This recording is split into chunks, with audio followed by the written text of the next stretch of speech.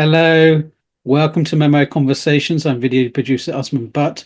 Perhaps no country in Europe can claim to have a long historical ties to the Middle East and North Africa like Italy. Both Italy and the MENA have a strong intertwined history of trade, travel, commerce, diaspora communities, invasions, and cultural exchanges. In recent times, Italy has been at the forefront of the refugee and migration crisis coming out of Libya. Prime Minister Giorgia Meloni's administration, despite its close ties to Israel, has also been critical of Tel Aviv's war on Gaza and, in particular, Lebanon.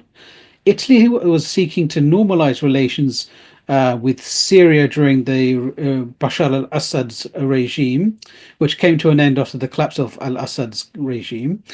So, what does Rome see as being its interests in the MENA region, and how has it attempted to realize these interests? Joining us to try and answer these questions is Maria Luisa Fantappiè. So, is that how you pronounce your name? Sorry. Fantappie. Fantappie, sorry. This is literally something I do every time I have a guest on. I mispronounce something in their name. It's a little bit of a tradition now. Maria is head of the Mediterranean, Middle Eastern, and African program at IAI. She served as special advisor at the Center for Humanitarian Dialogue in Geneva and at the International Crisis Group between 2012 to 2020, engaging at the highest levels of policy in Europe, the United States, and across MENA. This includes Iraq, Jordan, Saudi Arabia, Iran, Qatar, Oman, and United Arab Emirates. In 2018, she was seconded by the Italian Ministry of Foreign Affairs to the European Advisory Mission for Security Sector Reform in Iraq. Her research interests include the MENA region, EU foreign policy, and great powers competition in the area, conflict prevention and mediation, as well as cultural diplomacy. Maria, welcome to Memo Conversations. Thank you for having me. It is our pleasure to have you. You've got a very interesting, list of interests there, the stuff that you've done. You've done obviously academic research, you've done stuff in diplomacy. But I wonder if we can really start right back at the beginning and start with you, telling us, how did you even get interested in, the MENA region and being involved in foreign policy work? Thank you for having me. It's a great pleasure to be part of this conversation and also answer this quite personal question on how I got involved actually in an interest in the Middle East. And I will say that I'm part of a generation that grew up witnessing the different invasions that took place in the MENA region. So specifically, I was particularly marked by the 2003 US-led invasion, and therefore, starting from there, I became more involved into Middle Eastern studies, living in Damascus, studying Arabic in Damascus, and then really focusing my academic research on Iraq and the political transition after the US-led invasion in Iraq. And then my interest was also that one of applying academic research to conflict prevention. Therefore, I had the opportunity to do so for several years at the International Crisis Group, working on Iraq, conducting fieldwork in different governorates of the country, living in Baghdad, living in the Kurdistan region, and from there also in many other locations, including Lebanon and Turkey, and most recently Jordan. And then obviously from there, I also got an interest into the mediation work, which I could explore at the Center of the Humanitarian Dialogue, which is one of the most important mediation centers existing. And that it was also an opportunity to sort of see how politics work beyond actually studying politics and engaging really with policymakers at the highest level and understanding how you could strike actually a deal when conflict happens. So that is my story. Well, that sounds very interesting, and I think I'm going to pull you up on some of that as we go along because it's going to be very pertinent to what we talk about. But to sort of start with the, main question, the first big question that I want to ask, which is about Italy itself. How does Italian policymakers, how do they think about their position in the MENA region, and what do they want, and what sort of informs their sort of approach to it? Well, this is a very relevant question because Italy started, as you said in your introduction, Italy has a long tradition of cultural but also geographical ties with the surrounding Mediterranean. And there has been for long at the level of the decision making in Rome, the concept of enlarged Mediterranean. Large Mediterranean, it means, is an area which it's not really well defined because it could range from North Africa up to deep into the Middle East. But it's a way for Italian foreign policy making to define the fact that, to state the fact that everything that happens in the different shores of the Mediterranean and also within the in depth within this within the countries that are share the shores of this sea actually affects our domestic politics. And so this has been the concept of enlarged Mediterranean has been the cornerstone of Italian foreign policy making since several decades. Now, the question, I think, today, not only with the current government, but also with previous government, is to understand to what extent actually Italy has a real Middle Eastern policy or it hasn't. So, and my answer is that definitely there is the awareness in different sections of the foreign policy making that, again, everything that happens from North Africa up into the Middle East has an impact on us. But at the same time, I think that there has been still a lot of difficulties to really carve out a clear-cut Middle Eastern politics policy that could define what is the role of Italy when it comes to engaging in the Middle East. Should Italy engage in the Middle East as a part of a larger European strategy? Should Italy instead proceed by doing its policy more on a bilateral basis? So this has been always unresolved questions, which haunts in some way Italian foreign policy making to this day. So do we see much difference then between the different Italian administrations that come in terms of how they think about what their interests ought to be in MENA region? Or is it just like every administration, they have a vague idea of what they all want? It's pretty similar and also very reactive to events. I think that specifically with Giorgia Meloni being prime minister, we started to see a specific, distinct way of engaging with in foreign policy in general. So let's also remember that Giorgia Meloni, it's experiment in some way, and it's also important because it's a laboratory of how the right wing can be in power and how it defines its foreign policy. And Giorgia Meloni party, before being in government, had a very ambiguous relationship with how it actually was approaching Europe. And once she became the prime minister, she reassured both the Atlantic Alliance and also European partners in saying and affirming and also in some way implementing policies that were still pointing to the fact that Italy sticks to the multilateral framework of the last decades. And so it sticks to Europe, it sticks to the line of the Atlantic Alliance.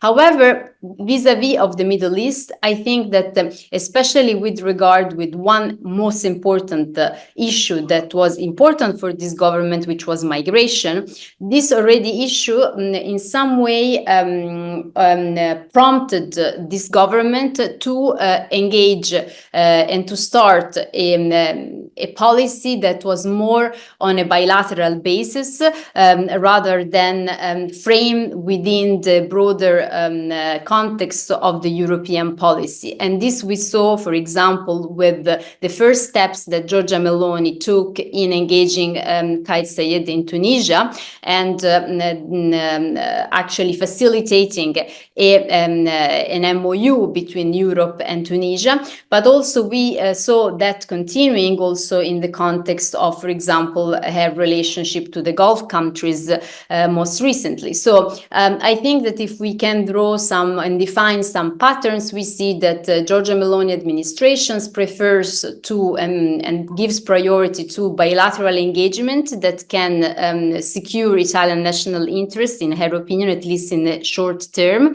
rather than following a broader context of the European foreign policy making. So that also means taking some initiatives that not necessarily are already taken in Brussels. Her pattern of decision making has been that one of first engaging bilaterally with counterparts, for example, in North Africa, and then trying to bring in high-level senior European officials, such as President of the Commission Ursula von der Leyen, to bring Europe in afterwards. So in some way, she has defined a different pattern for the way in which Italy engages with the broader, large Mediterranean region. Does Italy, before we sort of get into Israel-Palestine, which is something I really want to talk about, just in general, when it comes to how different Middle Eastern countries and North African countries see Meloni, do they sort of respond pretty well to her initiatives? Is there a sort of do they sort of see Italy as somebody they can definitely work with? And, you know, what's the relationship like there from the Middle East? How do they sort of see Meloni? Well, I think that definitely I'm not necessarily the best person to respond to this question, but from my interviews and engagements that I had in so far, I could see that there is definitely a different image that she gives away when it comes to engagement with counterparts in the Middle East. First of all, she is well received in general because she is a seasoned politician that has practiced politics since the very young age in the even more disenfranchised area of the country. So she is able in some way to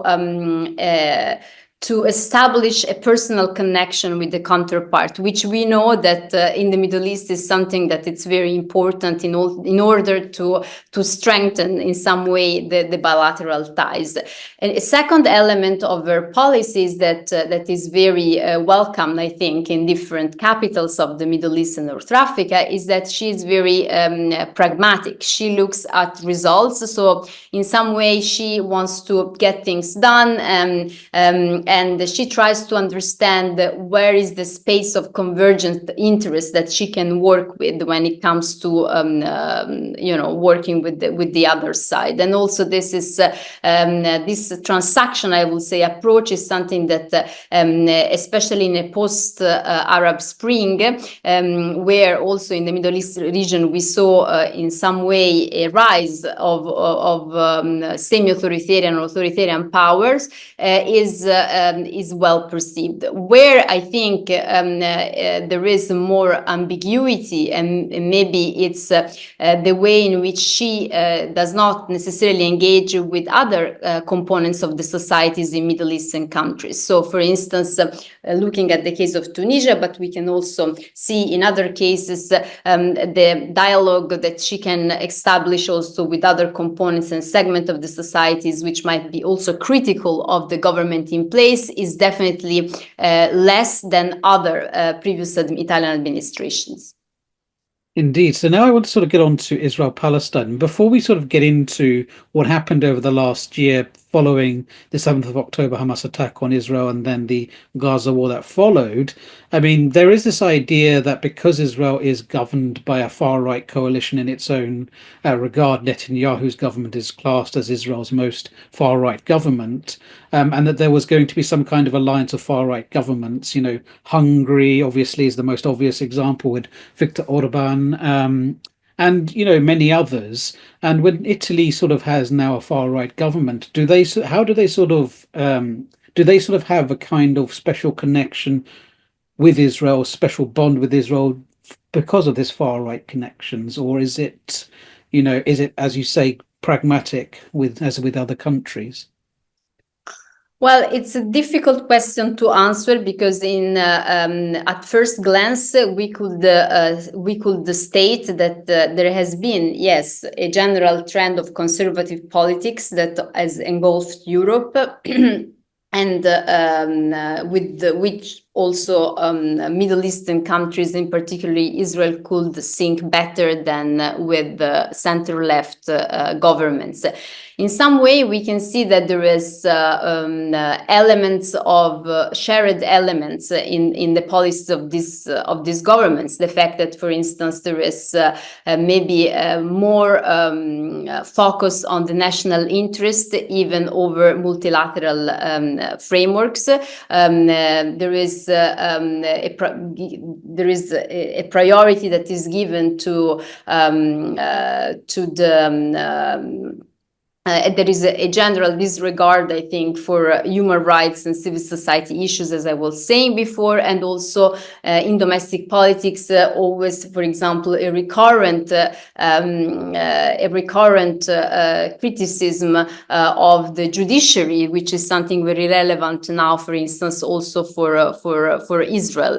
And last but not least, I think there is also an element which is shared, which is the shrinking freedom of press and freedom of expression that we saw across this different type of government. But despite there are similarities, I think, in the way in which this new global right, if we could say that, is defining itself in power, I think when it comes to foreign policy, then each single state defines also its own interests. So in that sense, I believe that the ideological proximity that there could be between the right-wing government in Israel and the right-wing government in Italy does not necessarily imply and means an alignment on all the issues, especially when the interests of Israel and the interests of Europe or Italy are conflicting.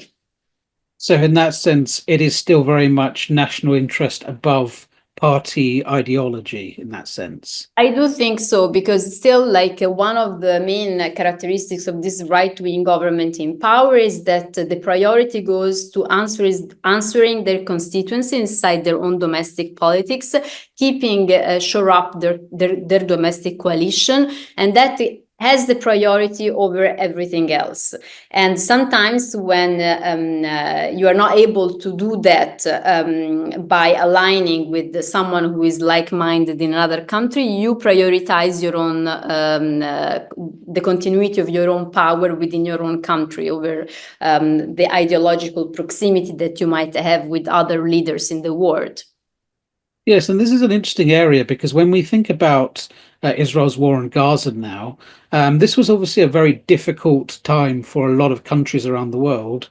And it also was difficult for many European countries because, on the one hand, especially the first few weeks after October 7th, the line coming out of Washington was there is no there's no red lines as far as Biden when he was president, as far as he was concerned when it came to what Israel could do in Gaza. But within Europe, you always felt there was sort of at the civil society level, definitely they wanted to see this war brought to an end very soon. And within governments, there was a relative unease about how far Israel might go. And as the war went on, the bigger that unease became, because when we look at even Britain, which tends to go with whatever America does, at least in terms of what they do publicly, you started to see the suspension of certain new arms licenses, and you see the UK dropping its objection to the ICC court investigation into Netanyahu. And also Spain and Belgium, they follow a different policy where they were vocally opposed to the war in Gaza. But with Italy, what we sort of see is that, of course, there is the solidarity with Israel after the 7th of October attack. But we do sort of see later on Meloni criticizing certain things, such as, particularly when the attack happened on Lebanon, an attack on Lebanese peacekeepers in Lebanon, not Lebanese peacekeepers. And so, how would you sort of say the Italian relationship to Israel was during this period? I think that it's that at the very start, so first of all, there has been a genesis of that relationship since the 7th of October up until now. In the immediate aftermath of the 7th of October, I think that there was a very clear, full-fledged solidarity with Israel, even at the level of the Italian society, I will say. So that was like an uncomplicated position, I think, for the Meloni government to take. I think that then we started a second phase once the IDF offensive on Gaza began. And I will say that at the very beginning of the offensive, when it was not clear exactly the level of devastation that this would bring, still there was, from the Meloni government side and also from like the different ministers of her government, a general support for the national security of Israel to be at the forefront, even to take priority over, for instance, international humanitarian law. So, and I think that this line was kept this way up until the moment when the destruction of Gaza and the humanitarian crisis and the toll of death reached really a level that was also placing the government in a difficult position. So at some point there has been from the Ministry of Defense also some declaration, Guido Crosetto, that actually pointed to the fact that there will be some that we need to rethink in some way this relationship, and that and also the Minister of Foreign Affairs Tajani stated several times throughout last year the support that Italy has for the two-state solution.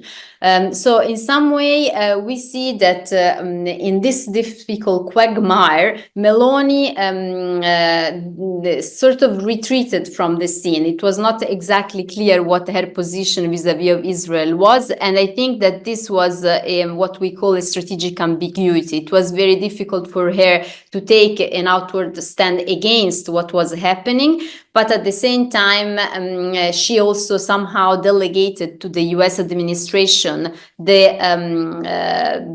to the negotiators of hostages and to those who were negotiating the ceasefires a hopeful end to this conflict.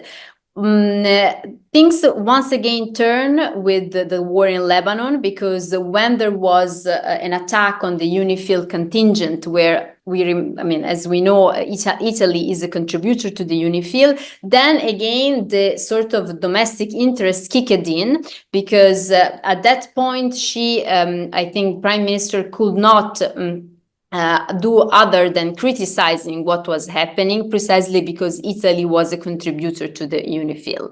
And I think also by September this year, we see that once the conflict has been enlarging to such an extent within the region, then also there has been more discussion also within Italian newspapers, in Italian talk shows, that pointed to the fact that the continuation of Israel military strategy could also affect our own stability. So her position of support towards Israel became milder, I would say. So she went milder partly because of pressure coming from within her own society. But when they say stability affects stability, what did they mean by that? Well, I think that first of all, there is a fresh memory in among Italian policymakers but also within society on how the Syrian conflict, for instance, in the last decade had also generated a wave of migrants that not only had an effect on, had also an effect on Europe domestic politics, and so once the war, up until the time the war was restrained within the Gaza Strip, somehow the calculus was very cynical, and despite there was a blatant violation of international humanitarian law, the Italian government was not so outspoken about it. But then I think when the war also started to expand to other countries, neighboring countries that are generally very important for Italy stability, for example, Lebanon, because we always, in Italy, there has been always a discussion about the potential collapse of the Lebanese state and the Lebanese economy and the shockwaves effect of migrants that this would imply. Then I think that this created a new dynamic that made also to reconsider how much Italy wanted to overtly support Israel national security interests. And I think that the main interest here became that one of ending and containing the war rather than that one of giving no red line to Israeli decision making over continuation of the war. So when we talk of support here and trying to sort of curtail it a little bit later, what are we talking about here? Are we talking about moral and diplomatic support? Are we talking about arms supplies? What are we talking about in terms of support? You mean the support to Israel? Well, okay. I mostly refer to diplomatic support. Also, we saw that we didn't mention before, but during the first year, there has been many Junga votes where Italy took either it abstains. So it signals in some way that it cared about Israel national security, and it gave indirect support to it. So I'm mostly talking about diplomatic support. Also, another element is that unlike other countries, like, for example, Spain or other EU member states who have recognized the state of Palestine, Italy maintained this position where they stated support for the two-state solution, but they didn't actually arrive to recognize Palestine. So the line was always that one, also within the EU Council, of supporting humanitarian truce, but it was never reaching the point of supporting the recognition of Palestine as other EU member states had done. And last but not least, I will say that the conversation, the dialogue with Israeli diplomats here in Rome has been always ongoing between Israeli officials and Italian authorities, and it has never actually stopped. What I think was a missed opportunity from Italy was that one of not working, I think, enough on engaging with Arab states that actually could have been a key to the solutions, like some of the Gulf states, to be more present into the diplomatic scene on how to put an end to this conflict. As I said, I think that there was a sort of strategic ambiguity, a withdrawal from the scene during the past year, and this in some way didn't cast. Italy didn't have a role like, for example, Norway had in trying really to engage into an end of this conflict. It rather withdrew from the scene, maybe thinking that this was a too difficult conflict to handle, and it was better to stay a little bit far and delegate to the United States rather than engaging directly, taking a stand either on one side or on another. Do you think that cost Italy in any way by not being a more active player? Well, I think it was actually an Israeli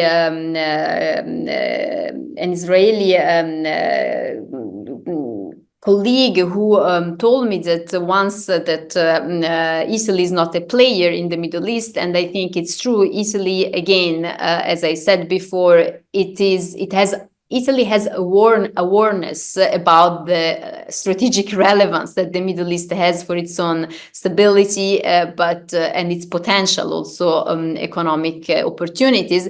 But it really did not develop yet a strategy, I think, on how to engage. So in some way, there was, yes, a cost. But the counter argument to this could be to say that engaging too overtly could have casted Italy on one side of the conflict, and in some way also lifted some card that now, as the conflict is unfolding, Meloni, for instance, could use. You could see this in two ways, and it's difficult to evaluate because the conflict has yet to come to an end. Indeed, indeed. And so is there then no engagement with, say, the Palestinian Authority in Ramallah? I mean, obviously not Hamas in Gaza, but is there any sort of connection to the PA? The official position of the Italian government is to support the Palestinian Authority, and this has been the official line. I'm not sure, however, how much, for example, I didn't see beyond a diplomatic statement of support to the Palestinian Authority any engagement on, for example, rethinking the so-called renewal of the Palestinian leadership, or an active engagement, for example, on rethinking and supporting the plan of reconstruction that Arab states have put forward for Gaza, at least as we speak. It might be that, especially after Meloni visit to Saudi Arabia, which took place in January, and depending on how her special relationship with Trump will unfold, that she could actually take a more protagonist role into the unfolding geopolitical dynamics of this region. But insofar, we haven't seen anything of that. Indeed. And I wonder then, now moving on to Syria, because when we sort of look at, what has been happening in Syria for the last 15 years, we've had the European Union generally, European countries have taken a certain stance, although, inter-politics within Europe has, especially in the last 5-6 years, there's always discussion of, should we normalize with Assad? Should we return the refugees? Is it safe to go back? That's the sort of thing we've seen in the last few years, obviously before Bashar Al-Assad fell on the 8th of December 2024. And Italy, in fact, sent out diplomats to Syria, late last year before the fall of the regime. So what was the sort of thinking there? What were they hoping to achieve with doing that before we sort of get on to what it is now? Well, back then, when there was a decision to send a chargé d'affaires to Damascus, this was not a novelty, at least for us Italian, because for people who have actually followed the course of Italy-Damascus relationship over the past 10 years, we saw that Italy has always had an ambiguous relationship to the Bashar al-Assad regime, in the sense that it was always there was a special envoy who was very active in also visiting the capital, Damascus.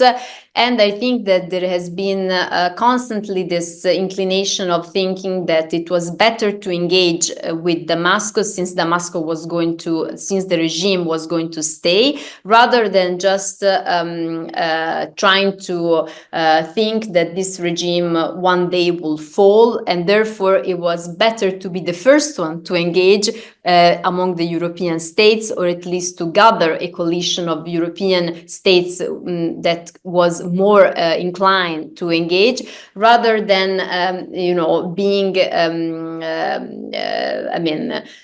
not do so. And I think that this also stemmed from the fact that Italy thought that the 2017 European strategy vis-a-vis of Syria was outdated, and to that extent, I think they were right that this strategy needed to be thought again.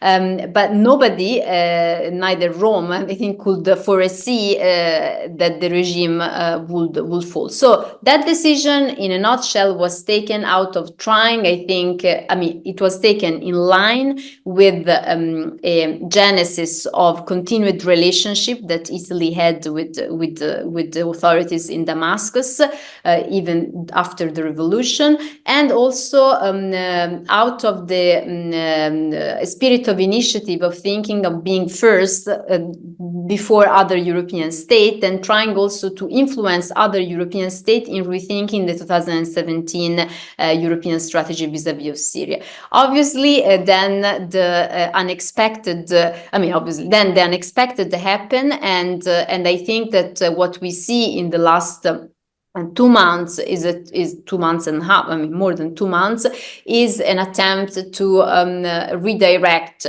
the engagement towards the new authorities, which, by the way, once again, somehow confirms this idea of that Italy is not that it was particularly particularly inclined towards engaging the Bashar al-Assad regime, but wanted to have a relationship with Damascus. And in some way, the calculus is the same. We want to have a relationship with the authorities in Damascus, whomever they are. So when sort of going back to the meeting, do we know sort of what happened in those meetings? Do we know what the conversations were had, and what, when the special envoy went out to Damascus and met with Bashar al-Assad and his regimes, do we sort of know what kind of discussions they were actually having? No, actually, we don't know what type of level the special envoy was engaging within with the Syrian counterpart. So we have to be careful here to state that there was a relationship with the authorities, but there was also a statement from the Italian Minister of Foreign Affairs that the return of the chargé d'affaires to Damascus will not mean normalization. The fact that they would have then proceeded in that direction, we don't know. It might have been, but there was no intention at the very start to actually give, be accredited by Bashar al-Assad in Damascus. So most of the work of the special envoy prior December 8th was mostly focusing on soft area, cultural heritage, things that, issues where there was, issues where and sectors where there was not also, that were not also hit by sanctions. So it was a very gradual approach, and we don't know what would have happened if Bashar al-Assad would have stayed in power. So now moving forward with Ahmed al-Shara now in charge in Damascus, and there's also, obviously Syria, one of the big things it wants is sanction relief, which we see a lot of different European foreign ministers going out to Damascus. They say obviously they will say things like, yes, we would consider that, but obviously we want to see you do X, Y, or Z first, create an inclusive government or whatever it is. Where does sort of Italy, how is Italy sort of seeing the new administration, and what does it think its interests now might be? Obviously we've got issues with things like refugees and migration, which is still a big issue within Europe, but there's also other things, I'd imagine economic issues and other stuff. So how does Italy see it? Italy's position vis-à-vis of the new authorities in Damascus has been that one of trying to follow the pace of other European states. So sit with the new authority, try to see what type of sectorial I think supporting also the relief of some sectorial sanctions on specific sectors. I think that, however, the commitment to an inclusive political process has been milder than that one of other European countries. In some way, the policies that was applying before the fall of Bashar al-Assad, it also applies now, of saying we engage with, reporting, the thinking of the Italian policymakers. I think that the thinking is the same. We engage with whomever is there, and we cannot expect that, especially after the failures that the West has had in trying to bring democratic systems in the Middle East, we cannot expect that actually we will be the one who are going to force or enforce or encourage such a processes. On this, I think that in some way, despite this first argument could make sense considering the legacy of destruction that for instance, US-led invasion has had on Iraq, it makes sense. But at the same time, we also have to understand, I think, that that there are components within the Syrian societies who have been part of the opposition, who are not armed, and who have been resisting in a different way, not with arms, not with weapons, but with constant engagement, living in exile, and I think it will be a tremendous mistake actually to neglect those components, because those components are also skilled human beings who can really be assets in rebuilding a stable Syria. Last but not least, I think that there is the sort of decentralization matrix that needs to be still defined in Syria, and then we know that there are other components, not only, in Europe we speak a lot about the minority, but I will say it's not just an issue about the minorities, it's an issue on what type of state structures Syria will have, what type of powers the governorates will have, and what type of powers the central government will have. Definitely the decision on this crucial issue, it's really in some way it will determine Syria's stability for the next decades. So it's in the interest of Italy and any European country, I believe, to ensure that that discussion is not only, and that decision is not only taken within a small group of opposition leader or former opposition leader who have now become the ruler, but is a broader discussion which engages other component of the opposition who have been not siding with the Bashar al-Assad regime, and therefore it's in the benefit of Europe and Italy to encourage the most open and inclusive discussion on those issues. Let's not forget that the lesson that we have from Iraq and from other contexts of post-conflict and post-authoritarian transition is that the first year after a regime falls is the most important, where the sort of structures of polity shapes up. And once you get that wrong, then, you sort of set into motion a continuous return to conflict. So it's in our interest to have an inclusive transition. So I think that more attention to those other components, to have an inclusive transition beyond just, recognizing the new authorities as the new leaders of the country, it's a must. Indeed. And now I want to sort of move to Libya, because this is actually a very big issue for Italy, because of course, when we specifically, if you think about the impact of instability has had on Libya and the sort of migration crisis it came out of it, Italy is obviously a key place where a lot of migrants arrive from Libya, and there's always been a lot of tension over what happens in Libya, not just between Italy and Libya, but between Italy and other European countries who officially take one stance, but the French being the most obvious case, backing other sides as well. So how does, what does Italy see as its core interests within Libya to be? Well, first of all, it's important to state that the migration crisis, at least in the past years, has been actually stemming not from Libya, but from Tunisia, which has been the bottleneck of migrants' departure. And in 2022, we have seen a huge peak of migrants coming not only from Libya but also from the Sahel routes, and Tunisia has become the new bottleneck of migration. So the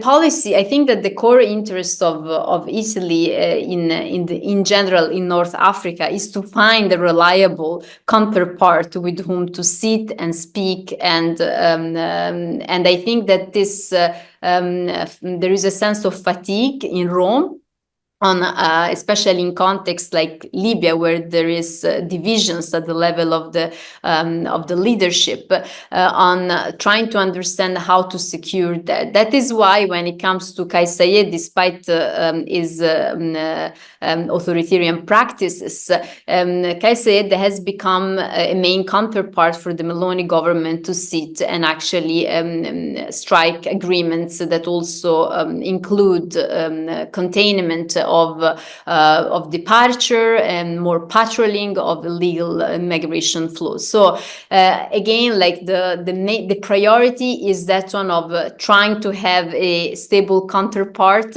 but sometimes also at the cost of anything, even at the cost of the democraticness of and the democratic processes that are in place in the North African states. Yes, indeed. And I think in the case of Tunisia, it seems like Italy's policies seem very similar to other European countries, France most notably, since it's one of the big players there. And indeed, I think one of the issues, what I can see, is that when it comes to the sort of North African region, there is a sort of, France wants to be the leader of the Mediterranean. It has that Mediterranean summit, and you also have Spain that gets involved in certain areas, Morocco, the issues there. And so there's also a potential for a lot of conflict, and has been potential for conflict between these European powers when dealing with North Africa. I think in the case of Libya, for example, you have obviously the General National Unity Government, which was formed after the collapse of Gaddafi in 2011 to 2012. And then after the sort of Khalid al-Haftar split from the GNU in 2014, you saw certain European countries backing GNU, and you saw the French effectively backing Haftar, although secretly, and a cobbling together of complex alliances, partly because also the US chose to take a bit of a back seat to all of this as well. So how did sort of Rome back then manage the sort of conflicts, not just within the North Africa region, but conflicts with other European states over their policies? Well, on that, there has been within this Giorgia Meloni government has tried, first of all, to shape a new narrative on how to engage North African state. There has been 1 year, 1 year and a half, last January actually, the launch of a plan for engagement with Africa, which is called the Mattei Plan. And this plan, it tries to also shape a new mode of engagement with counterparts that is not necessarily based on, for example, security issue like fighting jihadism, like for example for the French was for like in certain Sahelian states, but is more based on like a private sector partnership between Italy and North African states. Also migration deals, despite the plan, the Mattei Plan does not necessarily mention this, but the Mattei Plan has 8 pilot countries, including North African country and some African countries, where really tries to have a new method of engagement. And this idea of launching a plan, which is still, we don't know how successful it will be, it was really, I think, done in relation to what you were mentioning before, in relation to try to shape different pathways for Italy to define its policy vis-a-vis of other European countries' policy, in particularly France. So there is not only there has been a fracture between Italy and France over Libya, but that fracture, I think, has been even deepened, and especially more recently, when Italy tries to gain a prominent role in North Africa and in Africa, with the Prime Minister, who is in some capitals, she appears in a way a more friendly counterpart maybe than France could be. But once again, I mean, the Mattei plan is still an experiment, and I think that we saw that definitely France way of engagement with North African African states, especially in the Sahel, was a failure. But that does not necessarily mean that Italy way of engaging will be a success, also because the Mattei plan lacks one important component, which is that one of engaging Europe in Italy new policy towards Africa. So this is still a national plan that Italy has launched. It's true that it has opened to other European countries to contribute to the plan, and in some cases you have a partnership with other European countries, in specific country, over clean energy, over trade. But still, it cannot be said that the Mattei plan that Giorgia Meloni has launched has become has been able to define the European way of engaging with Africa. So we are still very far from that. Until now, the Mattei plan and Italy line, it's some way a narrative that is convincing, but still we have yet to see if it will deliver really results. So I want to sort of ask here then, if you were, for example, somebody advising the Italian government about what you think the future challenges in the MENA region are going to be and how Italy should meet that, what would you say to them? What do you think they're sort of missing, and what do you think they could do more of? One word is a strategy, and that's what I said before. You cannot speak about enlarged Mediterranean without knowing where you place yourself in the regional power competition, and most importantly in the global power competition. But this is even more difficult now, where the global alliances are changing. So, I could see different scenarios. If Giorgia Meloni's government decides to give priority to a special relationship with the Trump administration, she could in some way lever on that to play a role also of bridge, especially, for example, in situations where also in relation to the stability in the Middle East, for example, in relation to a negotiation over the new nuclear deal with Iran, or in relation to continuation of Iran-Saudi Arabia dialogue, or for instance, in relation to a potential future normalization between Saudi Arabia and Israel. All these are sort of gaps in which Italy could potentially play a role, or could play a role, and with itself also could bring a European role. However, especially after the shock of the transatlantic relationship that we have seen during the past week, I think it's very difficult to understand whether Giorgia Meloni will give a priority to her special relationship to Trump, or to her role within Europe, because or to European unity and European strategic autonomy. Obviously, if we go down the path of European strategic autonomy, it's France who has the lead more than Italy.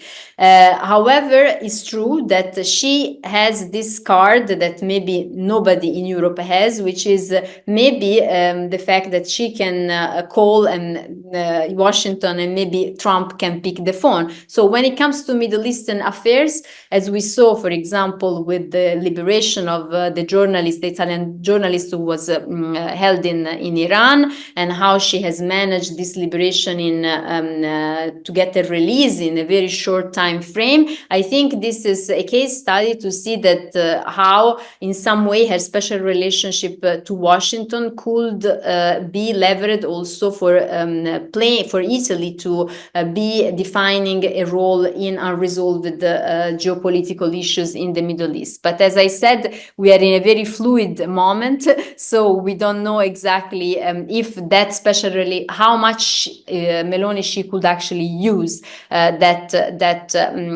special relationship. And I think that the second element maybe is that is maybe more certain is the fact of trying, I think, to continue to engage as much as possible Gulf states, because Gulf states, especially when it comes to Saudi Arabia and the UAE, and on that Meloni has been quite successful, will be anyway an important piece of the puzzle in Middle Eastern future stability, both vis-a-vis of the normalization with Israel, but also both in vis-a-vis of the containment of Iran military and nuclear ambition. So I think that on that she should and she could, I think, be at the forefront of the scene, considering also that she has established a good relationship both with the Emirates and the Crown Prince Mohammed bin Salman. Maria, thank you for talking to us at Memo Conversation. Thank you so much. I hope it was, I didn't speak too long. No, you were perfect. To our audience, thank you for tuning in. If you'd like to catch up with this one or previous Memo Conversations, you can go to our website. But please do tune in next time for more Memo Conversations.